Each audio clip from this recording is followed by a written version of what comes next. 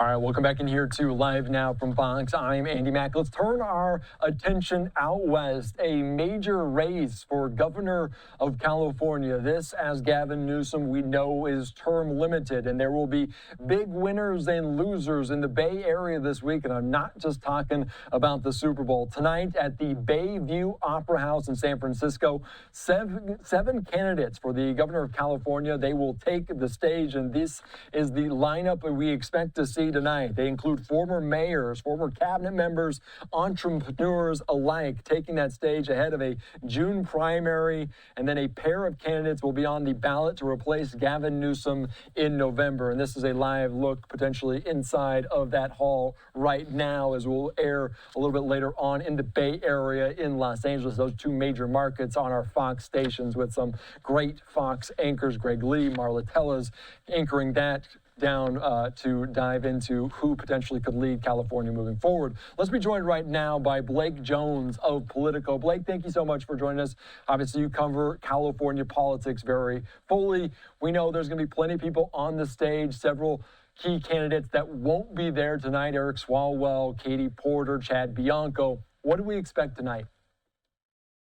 I think that we're expecting, other than those three, a large attempt to create some separation between some of these Democrats. This is going to be the first time that we've seen San Jose Mayor Matt Mahan on the debate stage since he just a few days ago announced his candidacy for governor.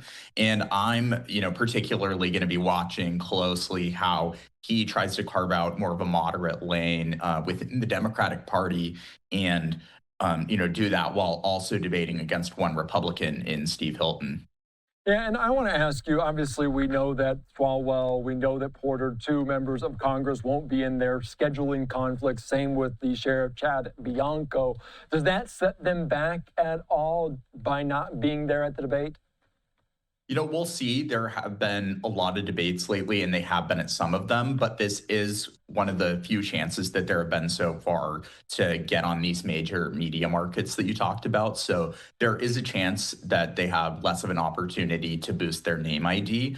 But I will say for some of these other candidates who are participating, it's especially important for them to be seen by voters, because the fact is that most people running for governor in California, despite it being such a large state, are not household names here. So it's important for them to make an introduction.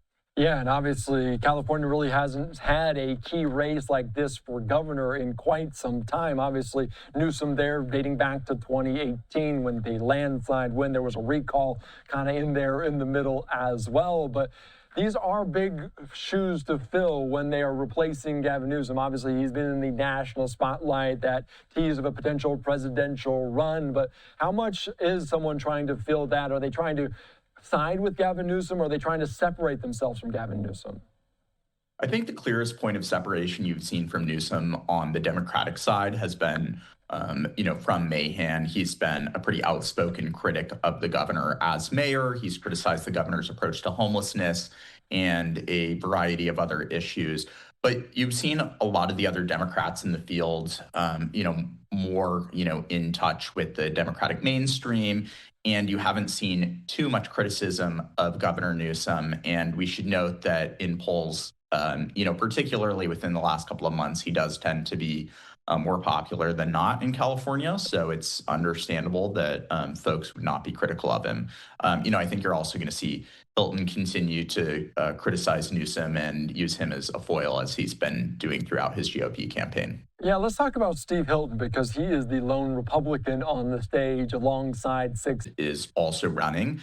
Hilton and Bianco are, in a pretty fierce fight to get through the partyless primary that we have here in California.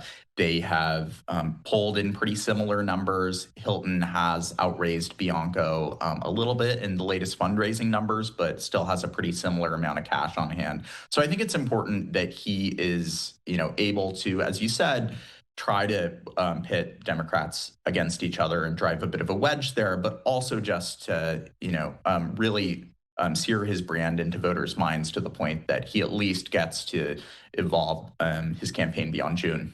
Yeah, that's a very good point. What are the main issues tonight? Obviously, affordability in California always becomes a topic. What else are they going to be discussing? What's potentially going to be the standout moment or standout kind of agenda? Yeah, so just based on the groups that are partnering on this debate, they do have a bit of a focus on racial and economic equity issues.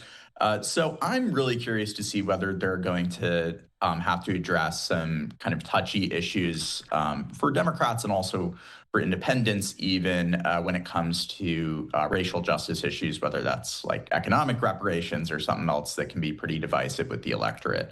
But more broadly than that, I think homelessness comes up in almost every gubernatorial debate here in California for what are probably obvious reasons, and I would expect that to get some emphasis too.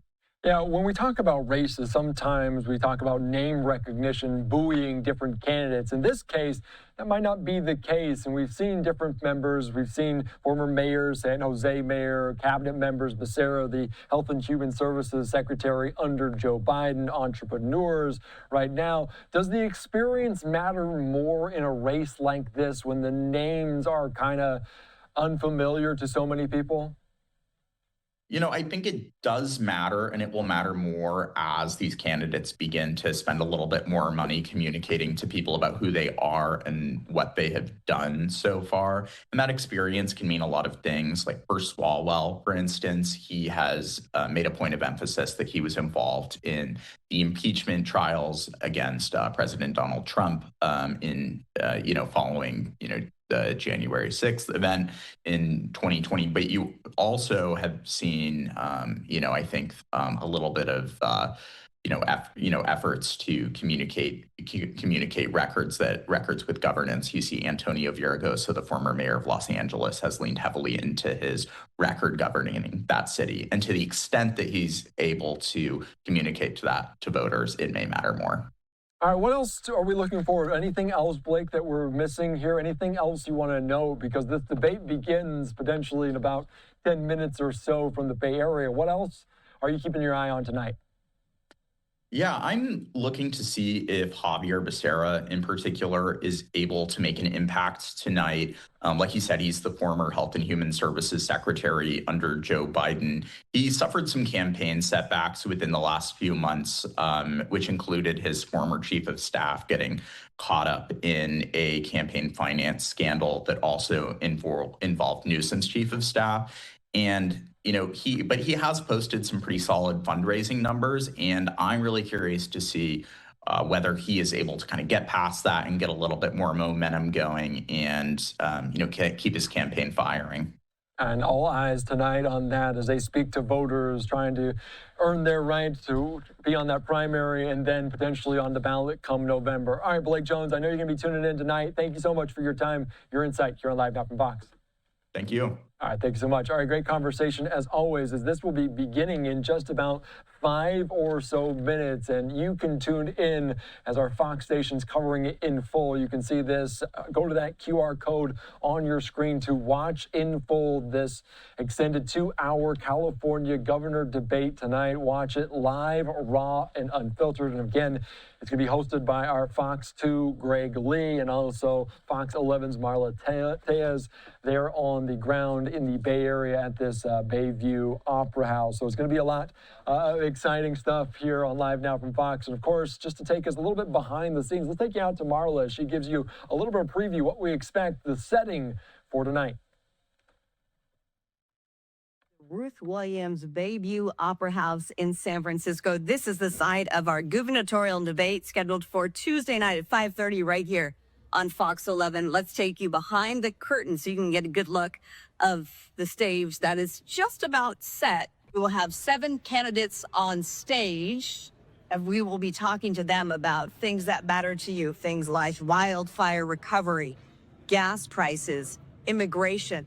This is their first real big chance to hear from these candidates on the big issues. We have a wide range of topics, and we do want to hear from you. We will tell you how you can do that during the debate, so stay tuned. Look forward to you joining us again on the Fox local app, KTTV and KTVU. We'll see you tomorrow.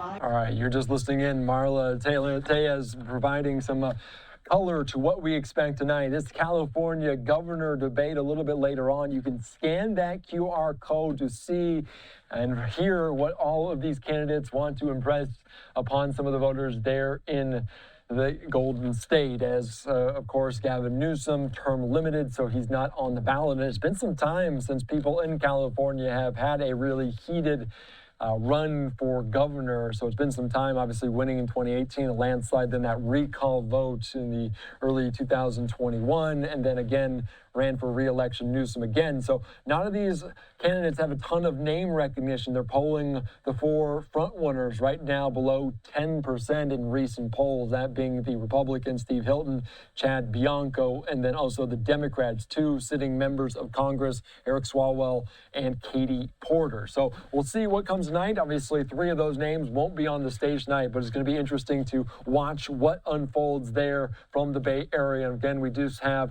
kind of that live picture on the stage as it is set. Plenty of headlines coming out of the Bay Area this week with the Super Bowl festivities taking over the Bay Area, with so many people in California watching, potentially going to decide potentially who they vote over the next several months. And these could be some key moments, some key messages from candidates there in California.